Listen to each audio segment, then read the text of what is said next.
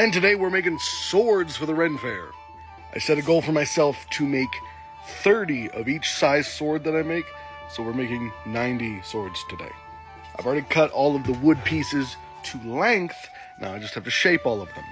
The smallest one I make is arguably the simplest, because it actually is only two parts. It is the blade handle and the crossguard. The crossguard I make out of one piece of 2x4 with holes just cut in the middle, and it slides onto here after I shape it a little bit on my belt sander. The two larger swords I make are actually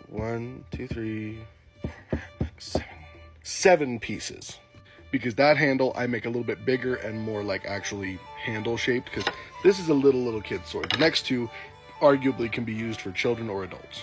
But the crossguard is 4 pieces and the handle is 2 pieces on top of the actual blade and such. But I want them all to look exactly, or as close to exactly the same as I can. So for the little ones, I made these little marking jigs.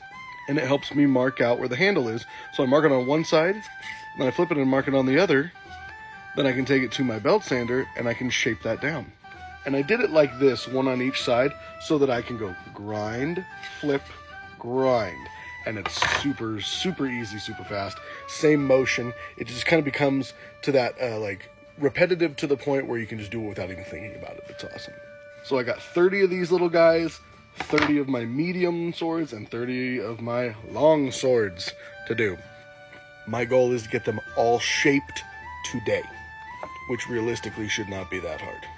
But I am going to add one thing that I've never done before to all of these swords, and it's going to be kind of neat.